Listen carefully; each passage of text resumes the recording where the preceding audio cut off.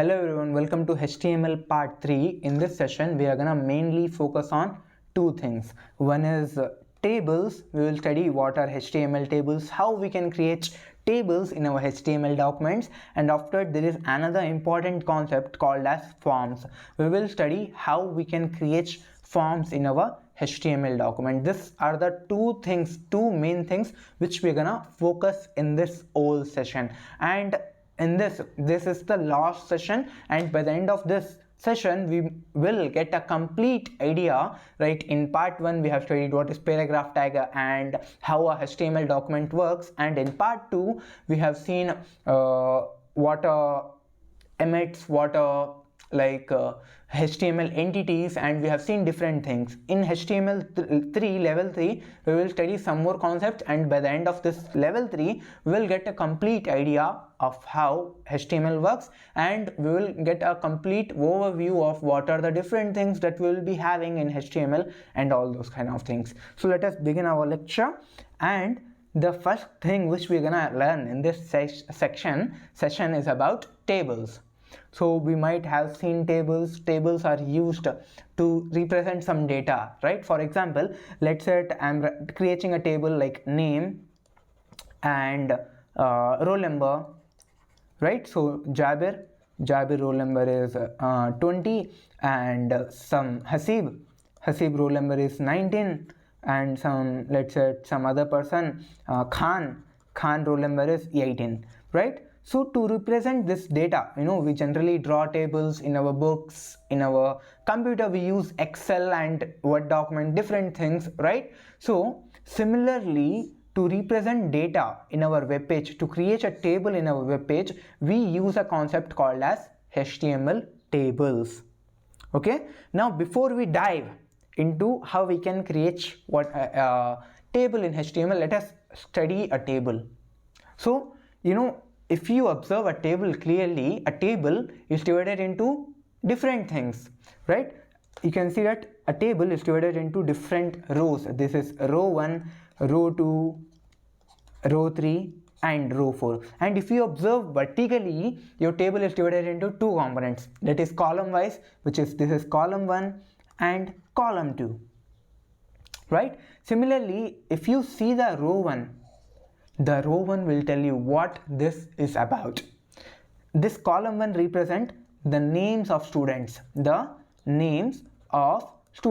this column 2 will represent the roll number of those students, the roll number of those particular students. Whoever the name is coming up, that person roll number, what is that person roll number? This second column will describe that. And you can see that this roll 1 is the main entity, or you can call it as main heading of your table, right? And without this you will not get idea. Let's say I'm not writing name and roll number, then you will not get idea that I'm having just some random names and numbers. So I won't get any idea about the table if we don't have heading of the table, and heading represents, or at least it will give you an idea of what this table is about. Okay, so these are the different components which are involved in a table. So what are the components? Table header, right? Table. So let me remove this all. Okay, table header. And the second one is we can differentiate our table in terms of rows, in terms of columns, and these three things will give some indirect or direct information about my table. Okay, I hope you are clear. Right now in HTML, how we gonna create table is that we gonna use a tag called as table tag, right? And in the table tag, let's say I wanna tell user what is this table is about. So to tell user what is this table is about, I'm gonna use a tag called as caption, and caption is used to give meaning of the table. Here you can see that I'm giving the meaning of the table as food menu, and it will give idea that okay, this table is about food menu. Now after this you can see that our table here this table is divided into different rows, right? So to represent different rows, we use a tag called as tr, and tr represent the table row, and th, here the th, table header, is name and roll number. Similarly, th represents the header, right? Th represent table header, and for a table there can be multiple headers, right? Header 1, header 2, header 3, like this we can have multiple headers in a single row. So here you can see that in the row 1 I am having two headers. This is header 1, this is header 2. Okay, now after this I am creating another row. This is row 1, row 2, row 3 and row 4. Like this I can create multiple rows, and if I want to give heading to a particular row, then I can use table header in that.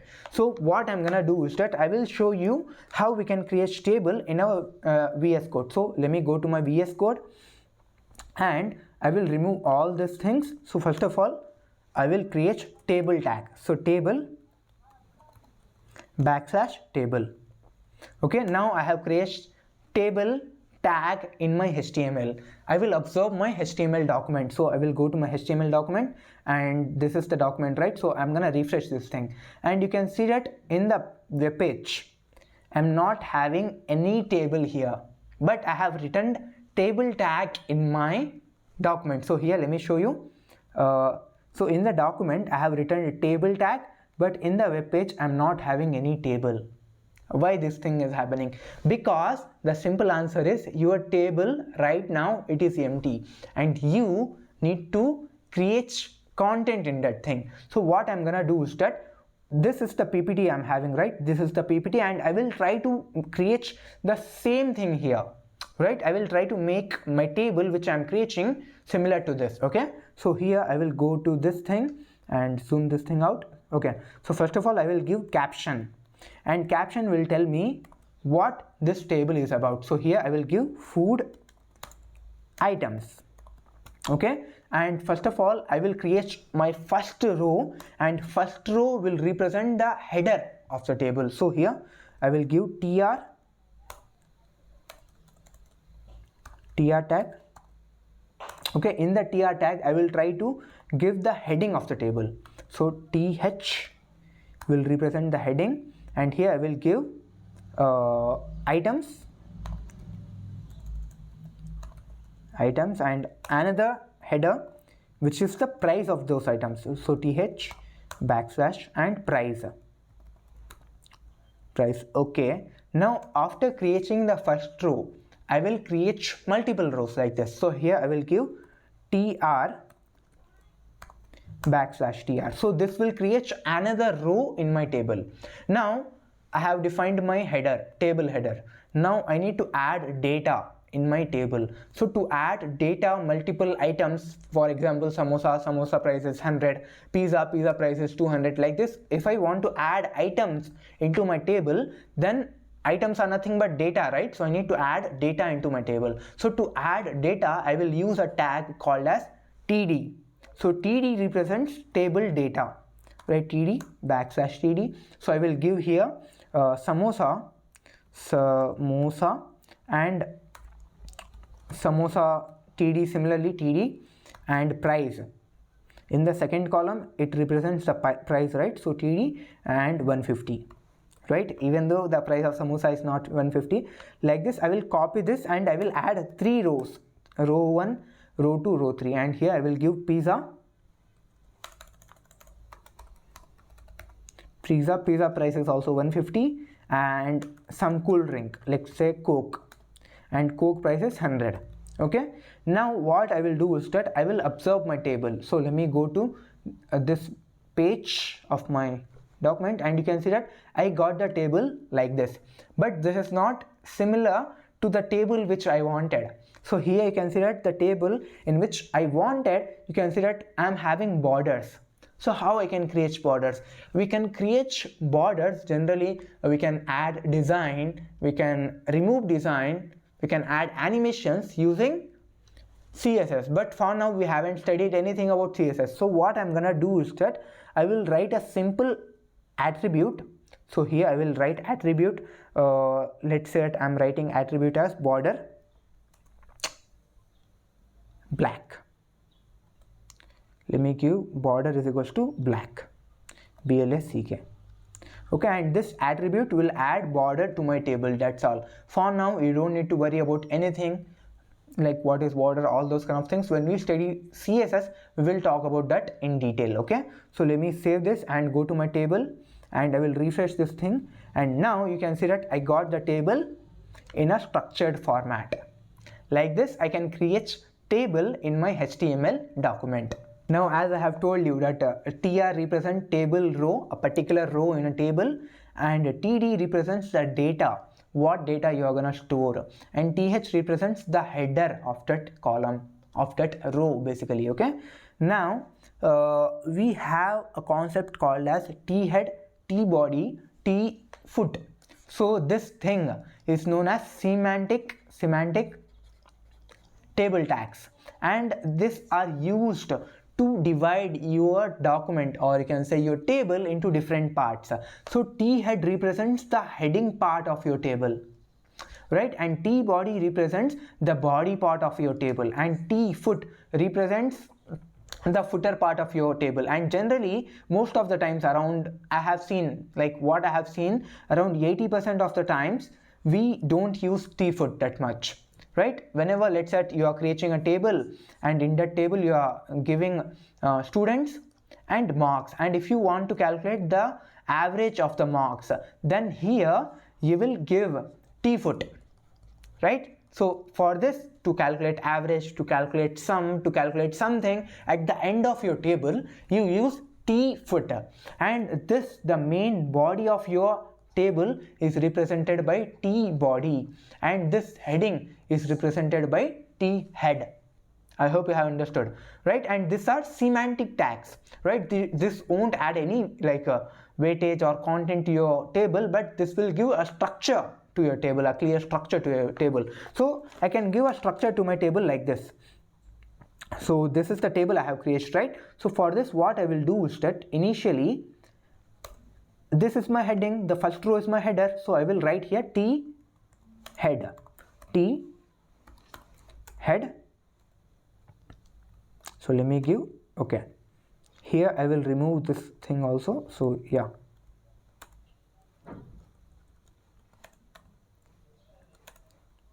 okay, here I will give this. Okay, now I will copy this and I will paste it here at the end of the row. I will remove this thing. Okay, so this is the heading part of my table. Now this whole thing is, you can say, consider as body of your table. So for this I will give T body. So T body and backslash body, copy this and paste it at the end of the table and remove T body here. Okay, now if I want to calculate the sum, so I will add a new row, backslash T, and in the first column, which is my in that table, so I will add total, and here in the second column I will give backslash, okay, here backslash TD and remove this. Okay, now this is clear. Here TD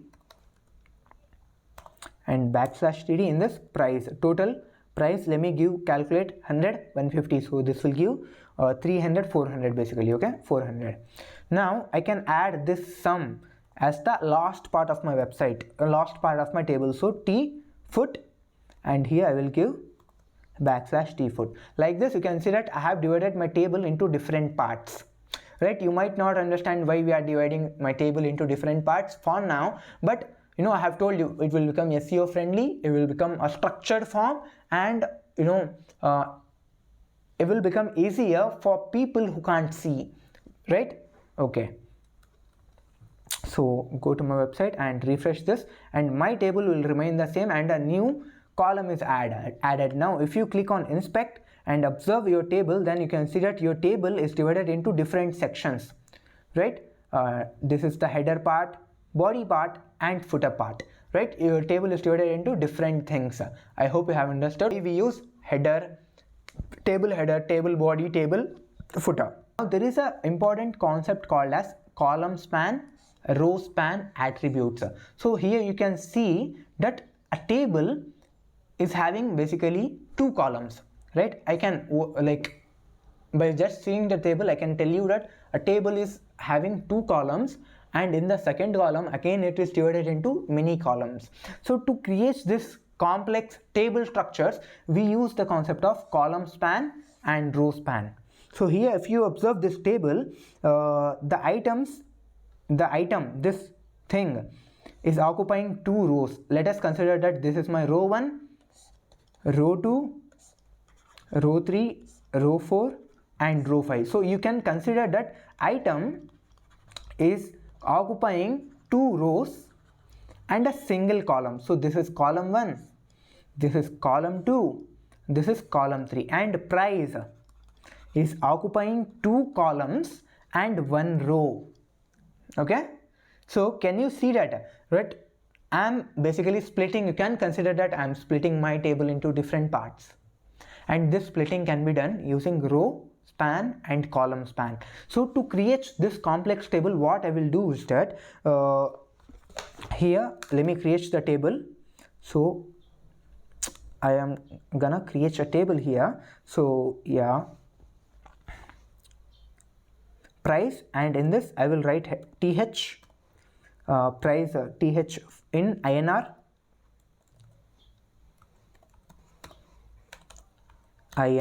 and backslash th, and similarly I will add again th in USD and backslash th. Now you can see that item is occupying two rows. So here I will give row span is equals to 2. So this item will inherently occupy now two rows, and you can see that this price is occupying two columns. So here I will give Colspan is equals to 2, and similarly here I will copy this table data, and now I will paste this here, and I will write $5, and similarly I will use $10. Like this I am giving in rupees and in dollars. So $10 like this I am giving, and total price will also get divided into like $50, okay, in rupees and in INR. Now let me see my table, how my table is dividing. So let me refresh this thing, and you can see that here I'm getting price like this, okay, and price is also having row span as 2. So row span, okay, so this INR and USD are coming in next row, so I need to give this two in next row. So okay, so here I will create a table row, so tr, and in this I will paste this thing. Now let me refresh this thing again. You can see that I got the table like this. So to create multiple, like let's say item wanna occupy 3 rows or 4 rows, what we can do is that we can at row span I will give 2, and this item will occupy 2 rows. Similarly, if this price want to occupy 2 columns, then I will give price column span is equals to 2, and this will occupy 2 columns. I hope you have understood how we can create complex tables in our HTML document. Now in this question, we need to create this table. So what I'm gonna do is that first of all I will observe the table. So here I'm having caption. This is okay, this is row 1, this is row 2, this is row 3 and row 4. So I'm having row 1, row 2, row 3, and this first column, this is column 1, column 2, column 3 and column 4. So can I say that this, let's say I'm giving this as empty, okay, so empty, this empty block is occupying 2 rows, and red eyes is also occupying 2 rows, and average is occupying 2 columns. So for this elements, I will give a row span as 2, row span as 2, and column span as 2. So first of all, let me create this table. So let me try to create this table here. Okay, so I will remove all these things here. Okay. Okay, so first of all, I will create a table, and in the table I will give border of my table as border is equals to black. Okay, BLACK, black. Now first of all, I will create my table row, and in the first row you can observe that it is having empty head. So th empty head, I will not give anything here, and this is occupying 2 rows. So row span is equals to 2. Similarly, I'm having another row called as th average, right? Average, and it is only occupying 1 row. You can see that average is occupying only 1 row. Okay, and similarly in the first row in itself, I'm having another th /th, and this is also occupying row span as 2. Okay, and here this represents red eyes. And before writing this, let me give the caption. So caption /caption, and here what is the caption of my table? A text table with merged cells. Text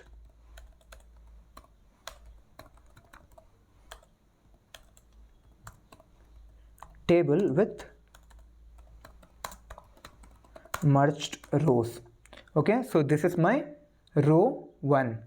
Now I will copy the write another row. This is tr, and in the second row I am having my height and weight, right? So height, in the second row I am having height and weight. So here I will give td table data, or this is also table heading actually. So here let me give table heading and height,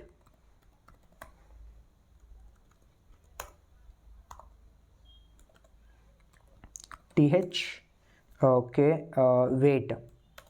So here weight, and yeah, this is the second row. Now in the third row I will give different things. What is the things I'm having? Male 1.9, 0.03 something, right? Okay, so let me give here table data male, again a table data 1.9 height, right, and weight. So let me give table data 50 kg, and the third column is their red eyes. So table data 40%, male are having 40% red eyes. Similarly, I will create another table row, and in this I will add woman, table data 1.8, and table data, let me give some weight as 60 kg, right, 60 kg, and they are having red eyes as 60%. okay, so 60%. So here not 560, 60. Okay, so let me observe my table, what table I have created.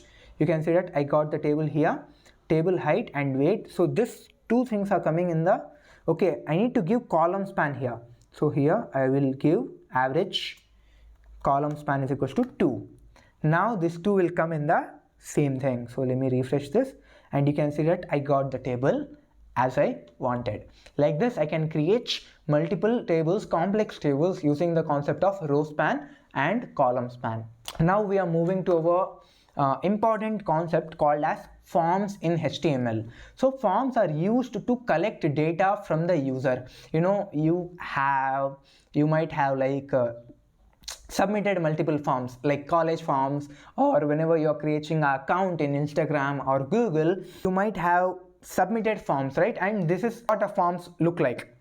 I will take your name, phone number, password, email address, like this. They can take multiple things. So let me show you a form, how a form looks like. So I can show you multiple things here. So I will show Instagram login, and this is the login page of Instagram. And if you go into this page, you can see that this is the login page of HTML. Okay, this is the login page of Instagram. In this you can write multiple things. You can write password also, and click on show. You can see your password. Hide, you can hide your password.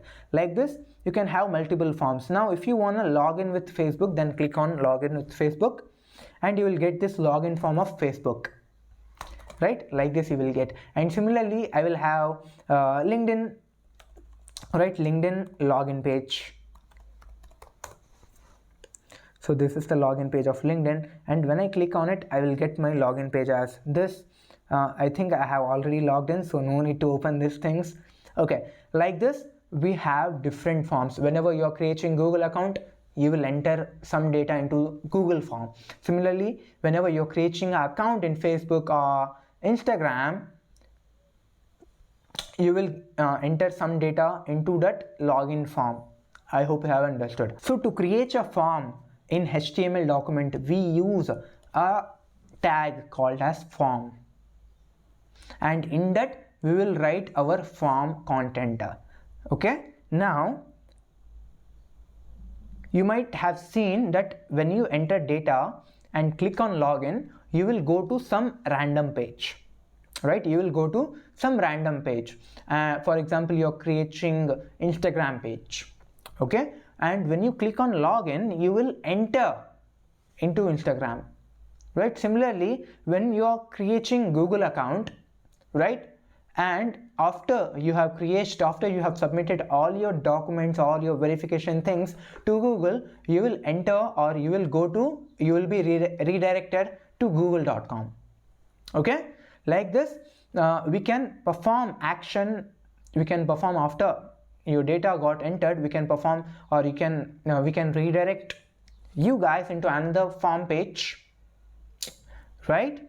And that thing is defined by a attribute called as action attribute. Okay, and okay, so before we go into this, let me show you how we can create a form. So I will remove tables here. Okay, so I will create a form and \form. Now I have created a form. So let me go to page, remove all this,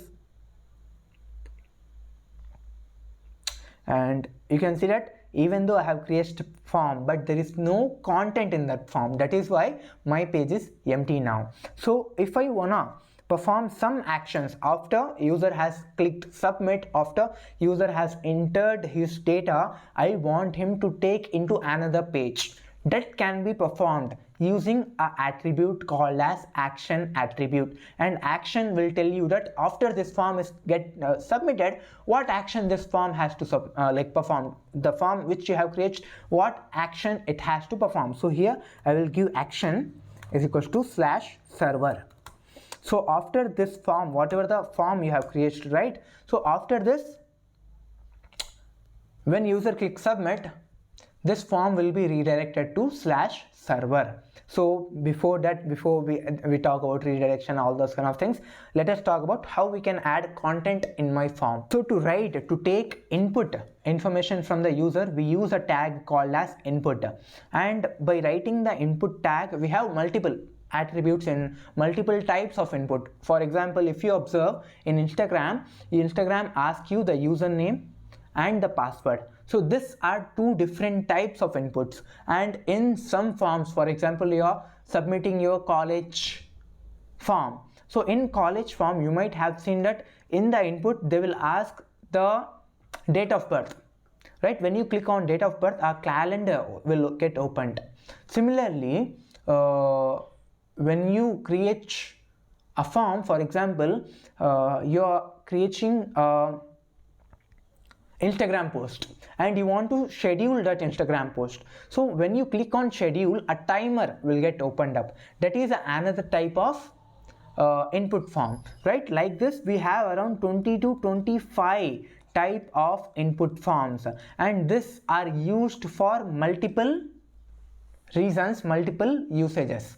Okay, so here these are the different input types. So we have different input types. This is default input type, and this will create a text box in your form, and these two are same. If you write input or if you write type is equals to text input, so this thing will create the same thing, which is basically a box where you can enter your text.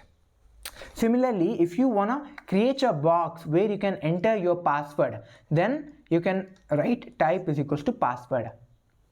Okay, similarly, if you wanna just write a number into your input box, then you can create type is equals to number. Similarly, type is equals to time, type is equals to color. So let us code this thing. When we write the code, it will become clear to you guys.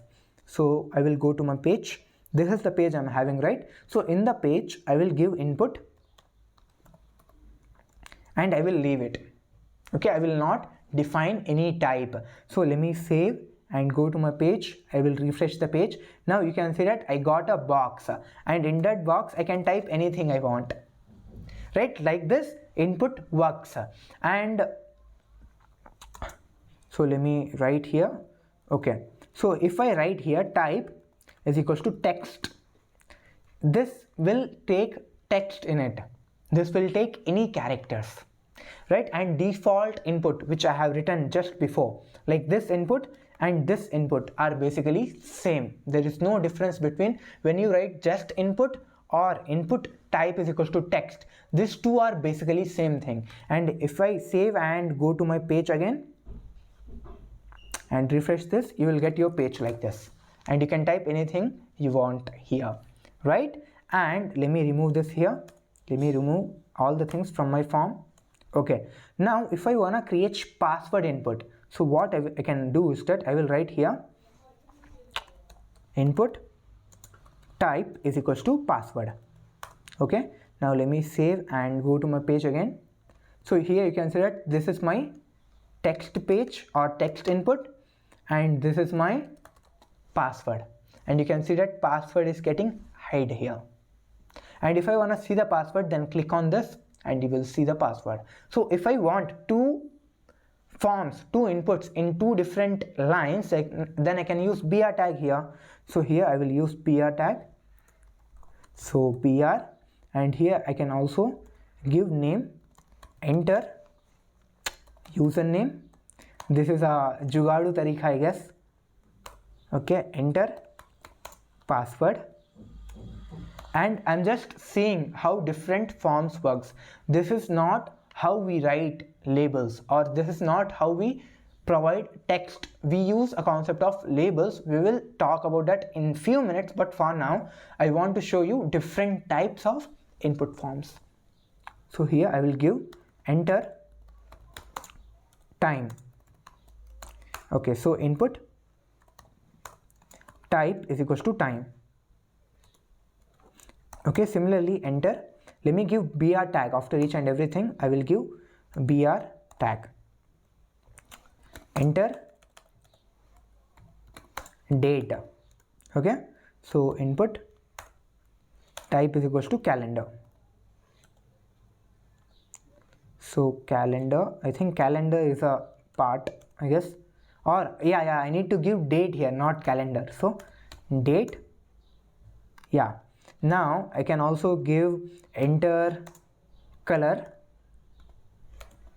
and input color, right? After this, after each and everything, I will give br tag here. Okay, so br,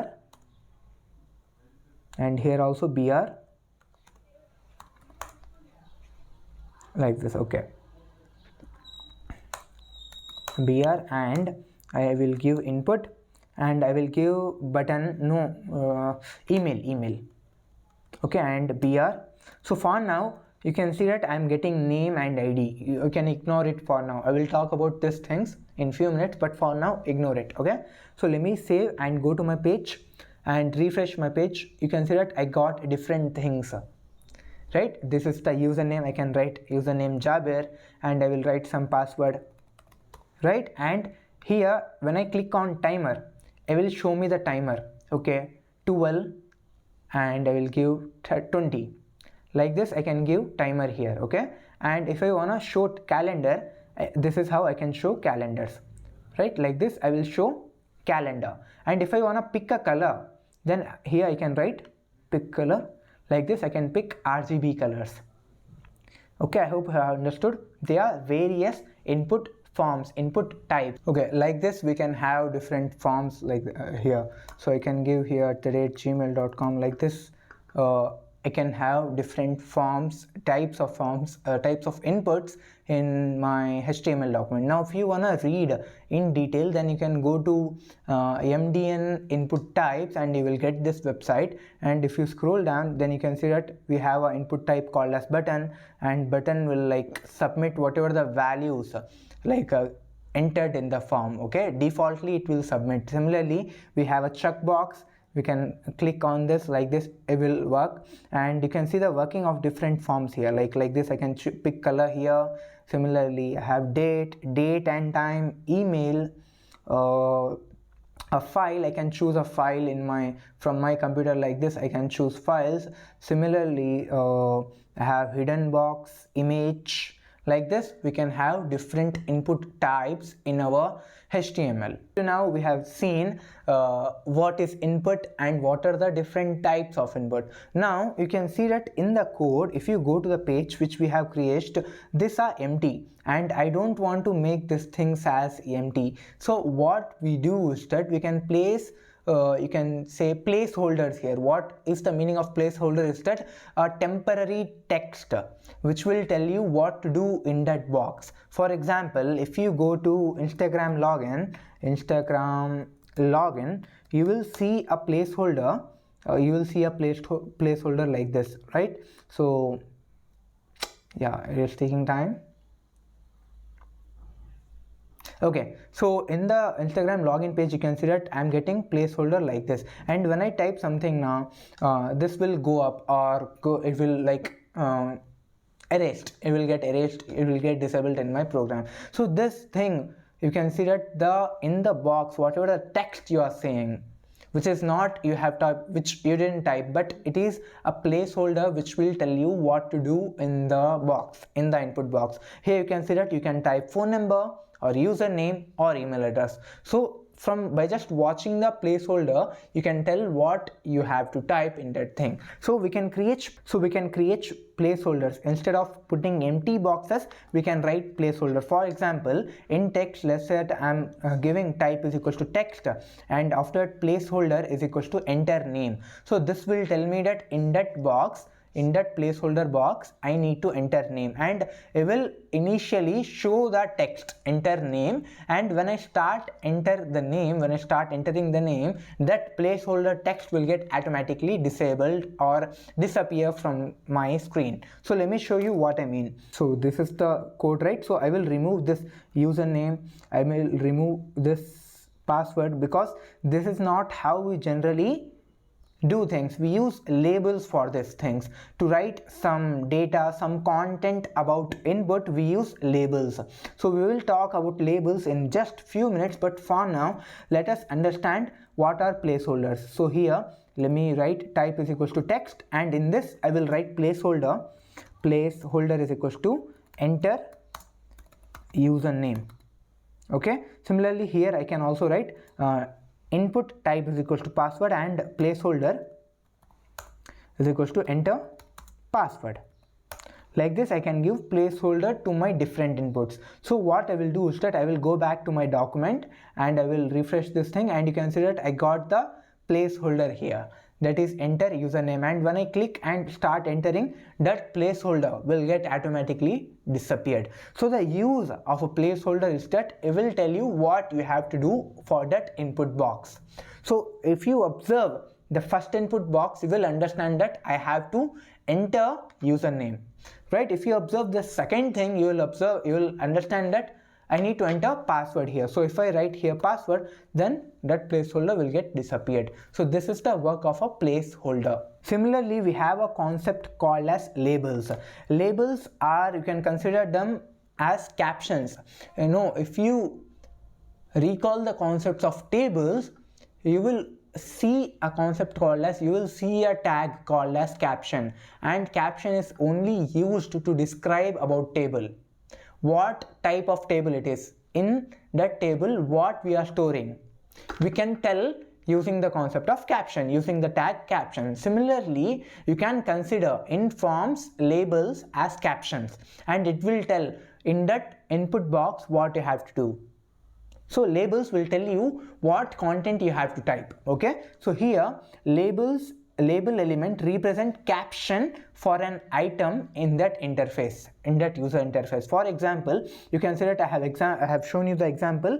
I have written label, and inside that label I have written enter username. So this label will give the caption, will give the idea to my user what he have to type, what he has to type. Okay, and after that I am giving inside the label, I am giving input text, and in that I am giving again placeholder like general input I am giving. Okay, inside label I am giving input. Right, this is one method. So what I will do is that here, let me keep this, I will go to my VS Code. Here I will create a label. Inside that label, so let me remove this. Okay, so inside that label I will write enter user name, and in this I will copy this thing and I will paste it inside that label. Okay, so like this I will give here. Now, so let me save and go to my form. So here you can see that enter username, and I'm getting this thing. Now if you just hover and click on username, you're not clicking anything inside the box, but you're just going at enter username label and you're just clicking it. And when you click, you can see that automatically the input box is getting activated. This shows that the label caption and the input box are interlinked with one another.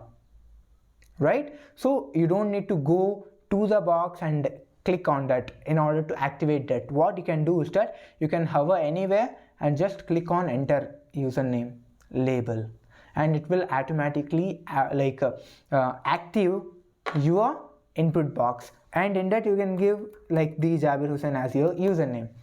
Like this you can give. Similarly for password also you can create label, and you might see that for is showing up every time whenever we are creating like label, but we will study for in detail in CSS.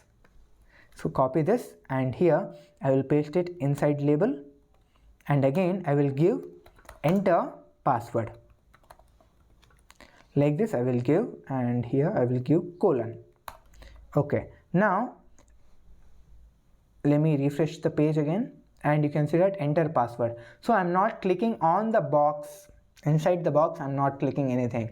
So what I will do is that I will go here and I will just click on enter password, and you can see that the entire password input box is getting activated. This shows that the caption inside the label and the input box are interlinked one another. So this is the one method, like you will create a label and inside that label you will write your input box.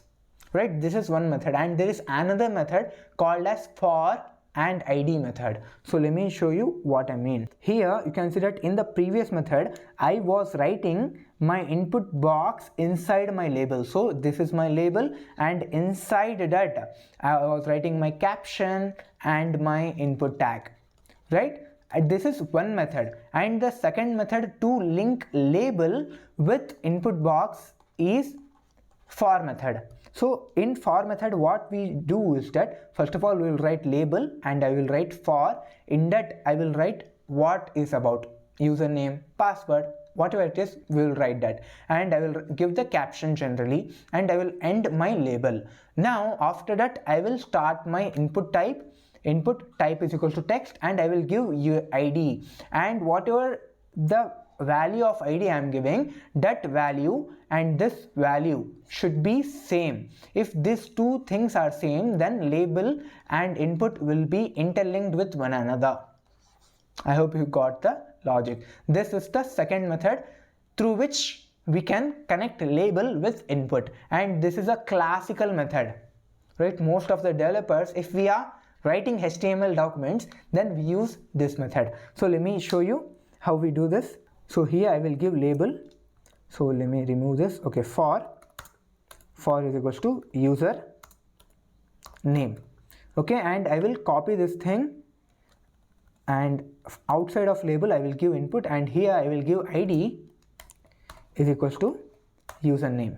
Now this is one way to connect. This is one way to connect input and label, and this is another way. This is second method to connect label and input with one another. So if I go to my page and refresh this thing, and you can see that when I click on enter username, my box is getting activated. This shows that these two are interlinked with one another. Username caption and this input box are interlinked with one another.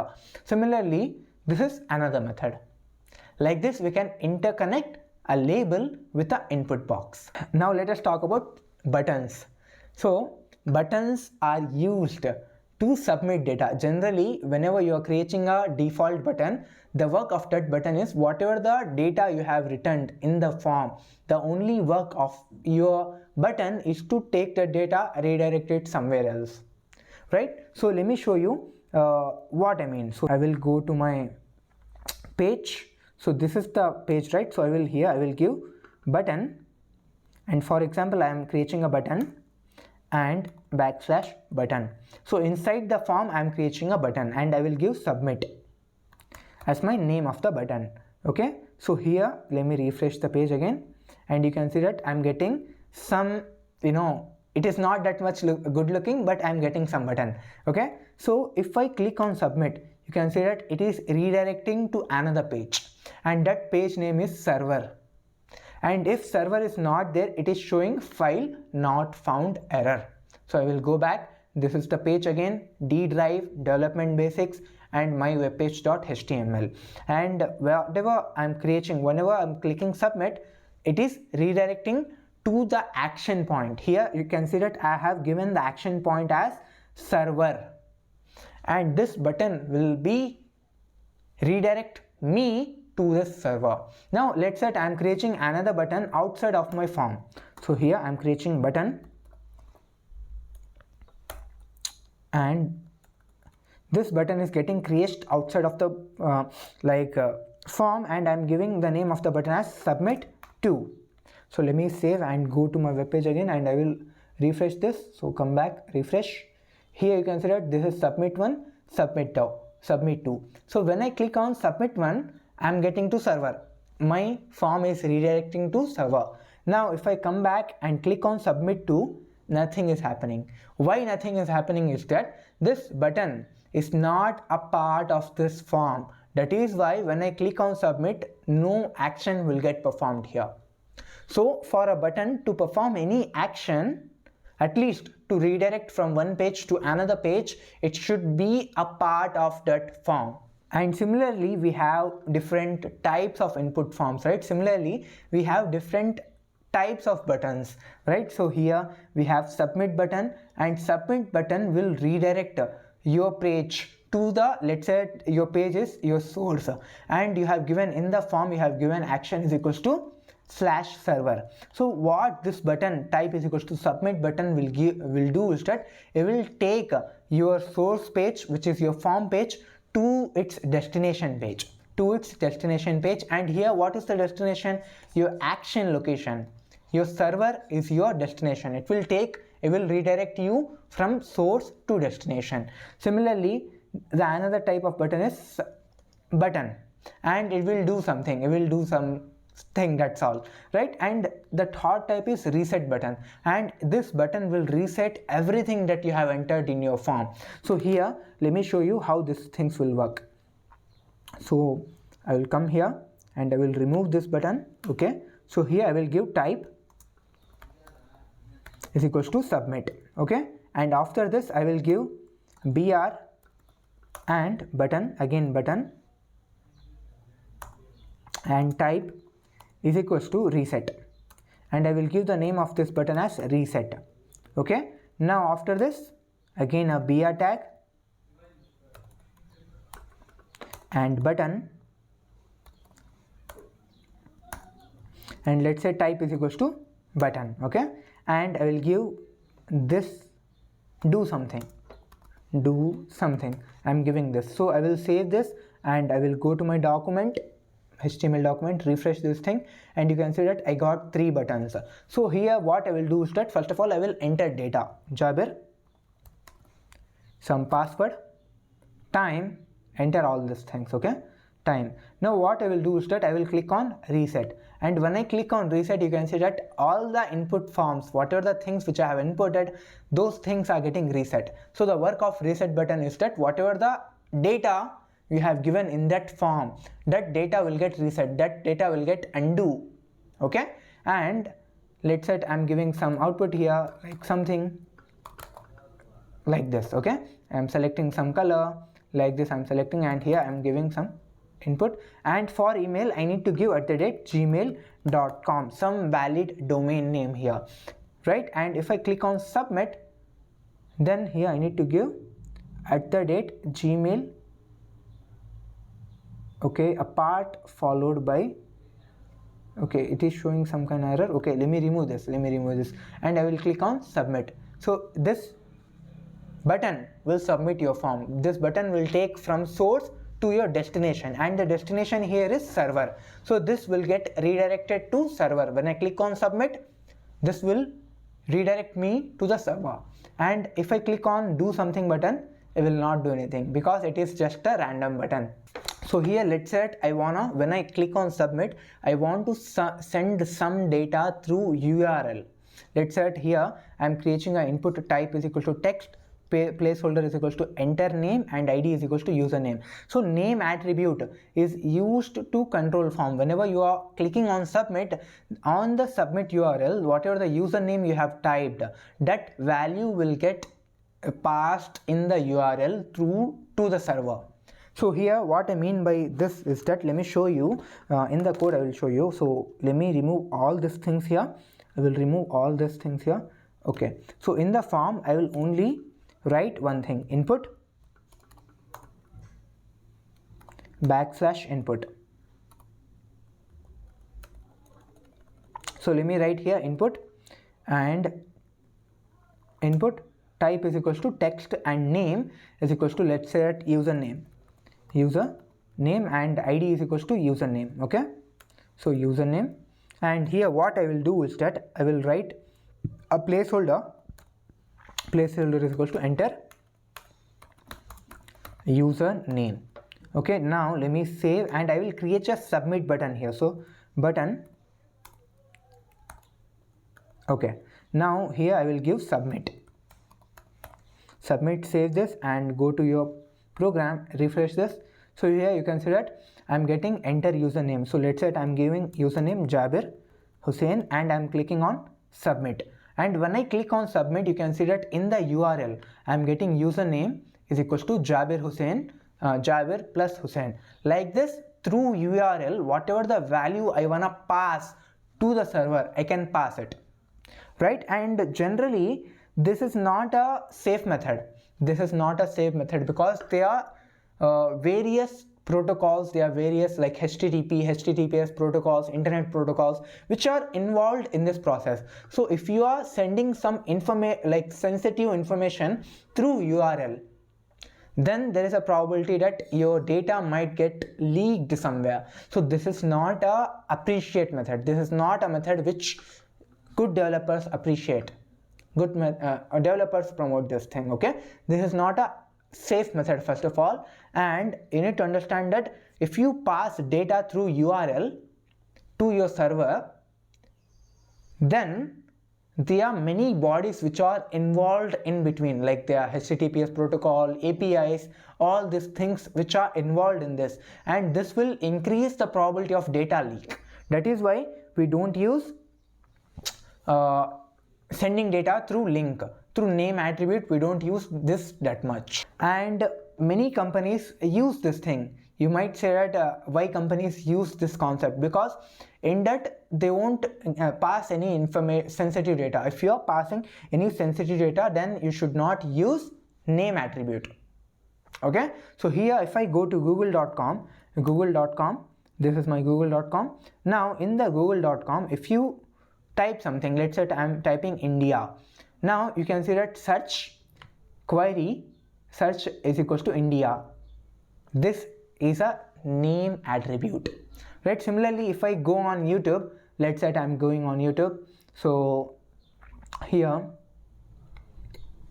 this is YouTube, right? So what I will do is that I will click on search button and I will search my company. So Imaginary Hub, I will search Imaginary Hub. So when you see that here it is showing result search query is equals to Imaginary Hub, and I'm getting Imaginary Hub out of it, right? So Google and YouTube are using the you can say name attribute. So they are using name attribute, and through URL this request will pass to backend, and again from backend will get output, right? So here through name we can pass data and we can perform, or we can at least send our key value pair to our backend, to our server, right? So here in the question, let us do a question. So in this question we need to create a search option that redirects its search request to Google, or let us write instead of Google I will redirect all my requests to YouTube.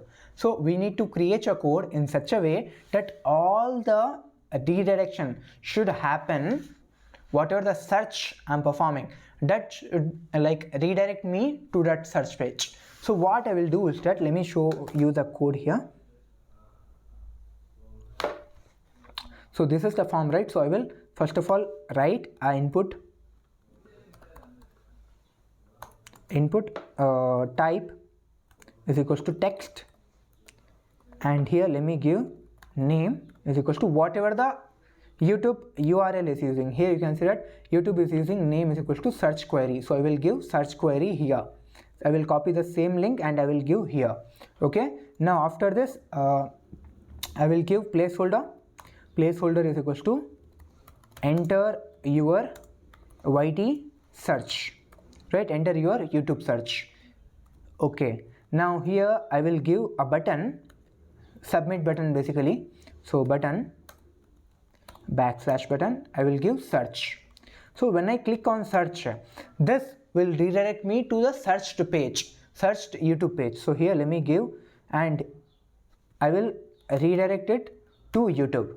So www.youtube.com. so this should redirect me to YouTube. So let me save and run my code here. So I will go to my server, come back, and here you can see that enter your YouTube search, and let's say I am searching Imaginary Hub. I am searching. Now when I click on search, this should redirect me to the search page of Imaginary Hub. So let me go.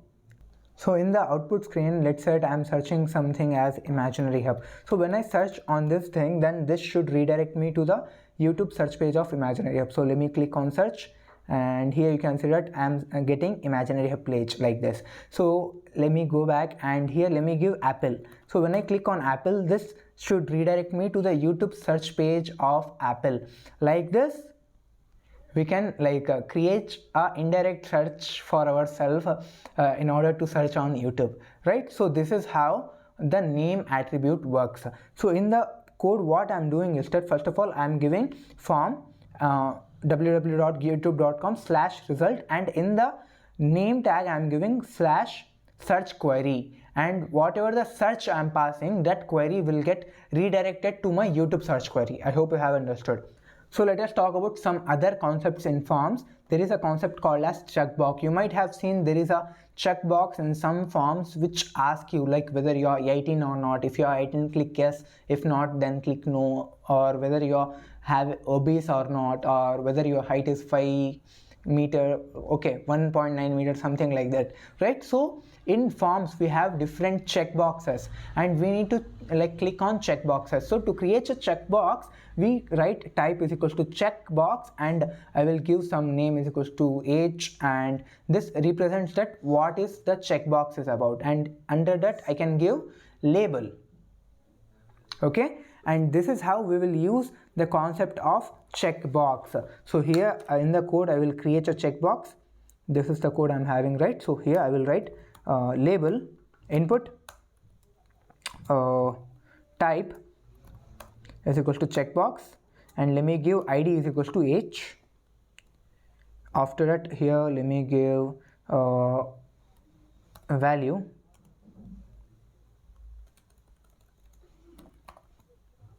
name is equals to age. Okay, after this I will give label / label, enter, check if 18 plus. Okay, and here I will give name is equals to age, and let me remove here, and yeah, name is equals to age, and in the label I will give for age. Okay, so let me save and go to my page and refresh this. You can see that I'm getting my search bar generally which I have written, and this is my checkbox. This is my checkbox, and if I can click or unclick this thing. Okay, now if I wanna make this as default check auto tick, so I will write checked, and this will make my checkbox defaultly ticked. So here you can see that my checkbox is defaultly clicked. Now if I wanna click this, I can do this, right? This is how we use checkbox, and I can also read about checkbox through my MDN page. So I will go to my checkbox. Here you can see I will have input type as checkbox like this, and if I click on checkbox, then I can read more about checkbox. So this is checkbox. I can give value is equals to checkbox, all these kind of things, and value is used to give output to my overall page. So here I can give value. Here I can give value is equals to age. Let me remove this. Okay, save and go here and go to your document, refresh this thing, and let's say I'm checking, and after that I'm creating a submit button here. So submit button, submit / button. Now let's say I'm clicking on check. Okay, I'm clicking on check and I'm clicking submit. So here you can see that, okay, so yeah, I need to remove this also. Direction action is equals to, okay, and /server. Okay, so let me remove this. Okay, I'm giving /server. So let me go, and similarly we have another button called as radio button, and this radio button is used to tell whether I'm choosing any, let's say I have n options, and among this n options, to choose any options we use radio buttons. Okay, so here what I will do is that, let me show you. So in the code I have created this thing which is a form. I'm giving some paragraph, select a fruit, and in this, first of all, I'm giving radio, type is equals to apple, id is equals to apple, and name. So this name is used to interlink all the radio buttons. Here, because of this names, you can see that all the labels are having same name as fruit, and this is how we can define the connection. And among n elements in radio button, we can only choose one element.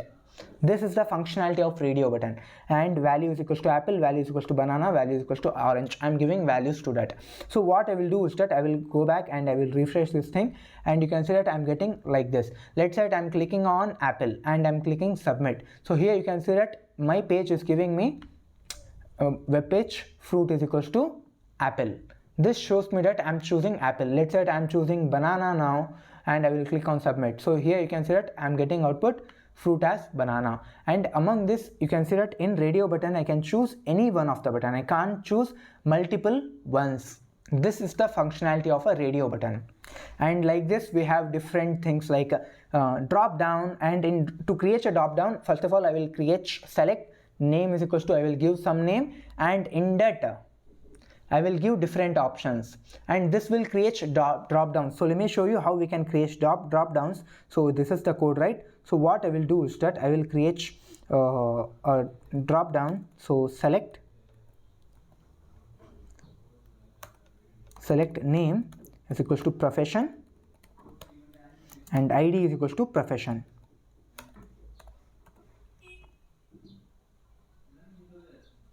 Okay, now after this I will give / selection, and in this I will give options. So options, and value is equals to student, and this value will tell me what he's choosing, so student. Similarly, I can give another option value is equals to let me give teacher,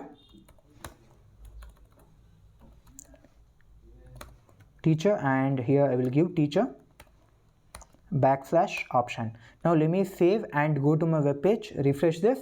So here you can see that I'm getting my web page like this, and this is showing me different options. Now if I click on student and click on orange and click submit, you can see that fruit is equals to orange and profession is equals to student. Like this I can choose different things in my web page, right? Similarly, we have range. Range is used to describe what is the range you are choosing. For example, you might have seen in web pages we have different like choose a range, and in this you will have a scroll button, and if you click on scroll and move it towards left or right, it will tell you what range you are choosing. And like this you can define range. First of all, you will write label is equals to type is equal to range, and you will give the what is minimum and maximum range, and by volume you can tell what range you are choosing. Similarly, we have Textarea. Textarea is used to give feedback, right? So here you will give Textarea, and Textarea will give me a large box in your form, right? So this is how these are the different components of my form, right? I hope you have understood what are the different things, what are the different types of inputs, buttons, text area, checkboxes, radios, select button, option buttons, and ranges we use to create a simple HTML form. I hope you have understood the overall working.